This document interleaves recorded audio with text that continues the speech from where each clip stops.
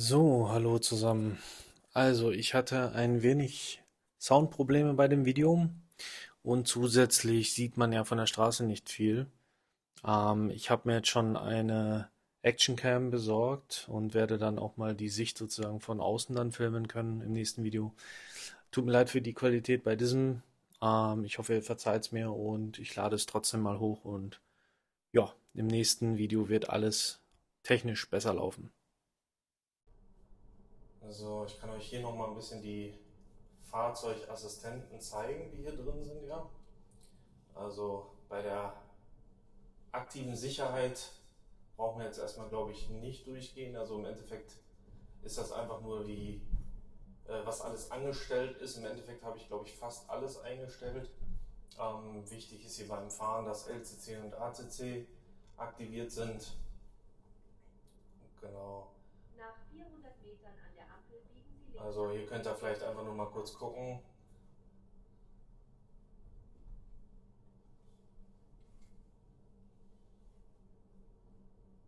Genau, die Alarmtöne habe ich ja mit der X-Combo ausgeschaltet.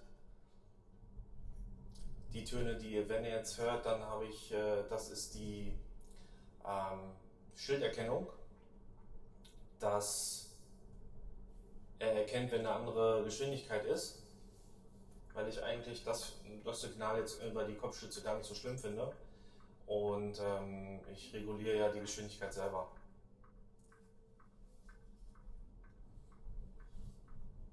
Deswegen finde ich das eigentlich ganz hilfreich, wenn man dann einmal kurz das Signal hat, hier hat sich was verändert.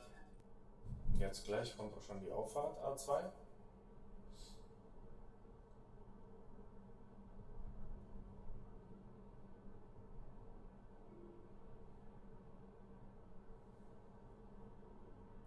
Aber man sieht hier schon, es ist schon ein bisschen was los hier.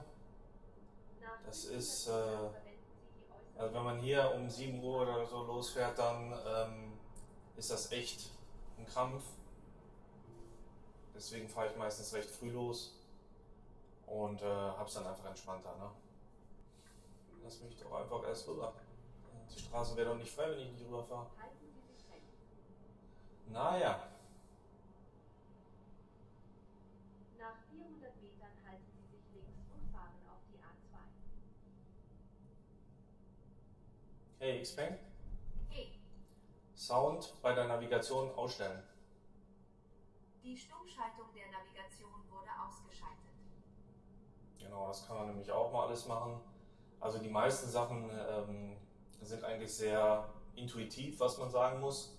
Da soll ja bald die ChatGPT-Integration kommen, dass man da wirklich flüssig reden kann. Genau, aber ich muss sagen, es funktioniert so auch ganz gut, weil dieses ganze im Menü rumtatschen bei der Fahrt, das mag ich nicht.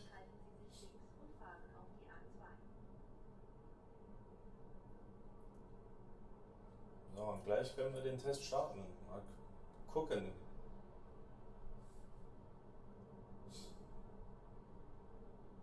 Na, hier schon mal freie Bahn gleich. Mal schauen, ob wir die 100 bis 150 funktionieren ja, ACC und LCC. Und das würde ich dann gleich mal am Anfang zeigen, weil das ist sehr rar, dass man mal fahren darf auf der Strecke hier. Sonst ist das meistens begrenzt auf 100, 120, manchmal sogar 60, 80. Das ist ganz schlimm. Obwohl er auch frei ist, also manchmal verstehe ich das hier nicht. Aber jetzt gerade scheint es ja erstmal frei zu sein.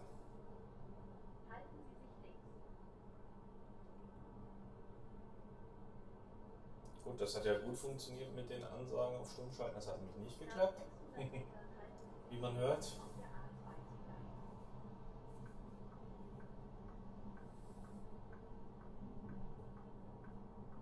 Ja, Skoda-Fahrer, warum fährst du nicht kurz rüber? Dann hätte ich schon mal fahren können. Naja.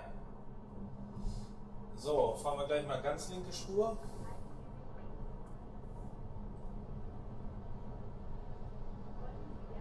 Und jetzt fahren wir die 150. Und jetzt ist beides aktiv, LCC und ACC mit beides Tipp nach unten.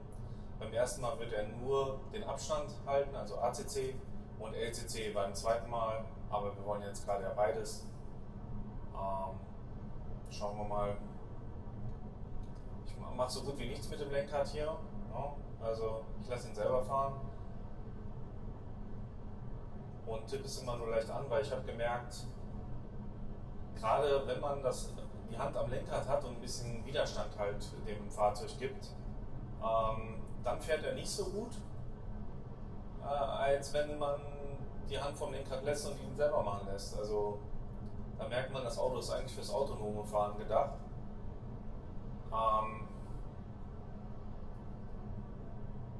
Weil es läuft dann einfach besser, muss man einfach sagen. Also vielleicht ist es auch sehr empfindlich, es ist ja elektronisch gesteuert, das Lenkrad. Aber genau, das ist so eine Empfehlung. Also ich will jetzt nicht sagen, man soll die Hand überhaupt nicht ans Lenkrad machen, man muss ja einsatzbereit sein. Aber nicht dieses Festhalten, das ist dann nicht so gut. Also da ist er dann manchmal ein bisschen störrisch und sagt, willst du jetzt das manuell übernehmen? Ja. Genau, also wir machen jetzt gleich nochmal, okay, der wird jetzt wahrscheinlich rüberfahren, da fahre ich jetzt mal noch nicht rechts rüber. Ja, ich würde jetzt gleich mal, das ist jetzt ja im Endeffekt keiner vor uns, das heißt, er hält jetzt nur die Spur und kann ja nicht abbremsen, wenn einer vor ihm ist. Wir machen das mal nach dem, hier fahren wir mal rüber und schauen wir mal, wer uns dann ausbremst. So, jetzt kommt der Spurwechselassistent, er guckt, ich mache nichts, er wechselt und ist wieder drin, Spurwechsel abgeschlossen. Ja, das ist natürlich super, wenn du LKW, das sah so aus, als würde er rüberfahren wollen. Das wäre jetzt nicht so toll gewesen.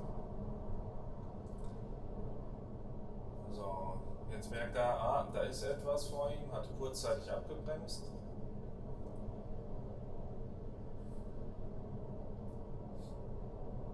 Also im Endeffekt, ich tippe immer nur so kurz ein bisschen an, dass er merkt, ich bin da und den Rest lasse ich ihm selber machen. Der Durchschnittsverbrauch gerade bei 150 km/h ist 23,9. Würde ich behaupten, ist auch sehr moderat und gut.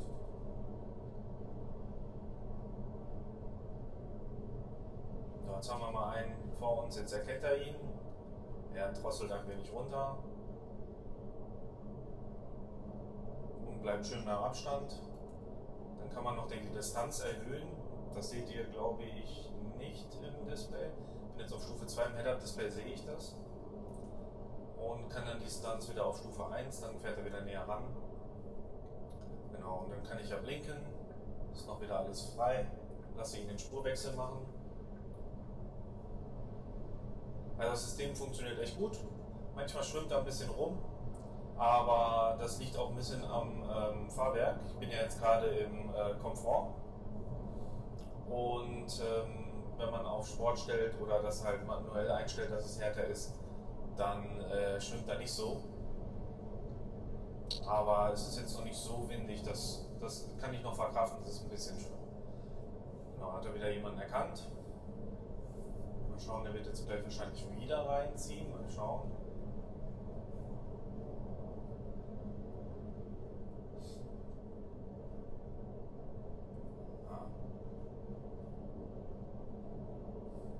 Genau.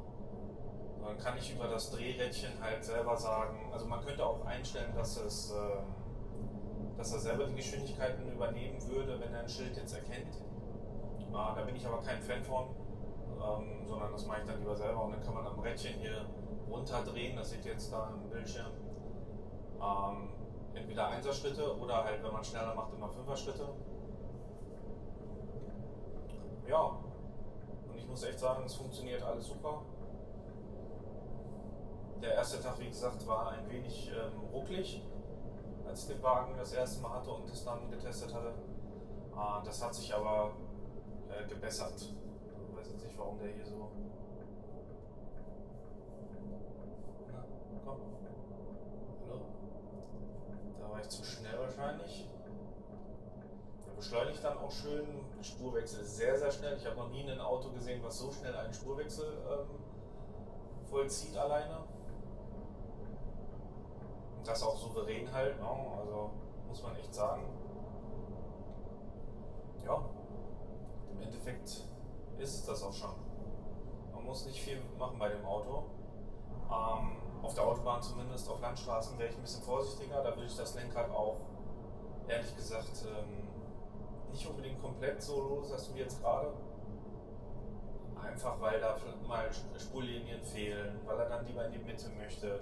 Oder ähnliches. Das kann ich euch auch gerne mal zeigen im nächsten Video. Aber heute soll es mal auf der Autobahn sein. Da, wo es auch eigentlich am meisten genutzt werden sollte, so ein System für lange Reisen dann komfortabel, dass man einfach nicht viel machen muss und entspannt ankommt.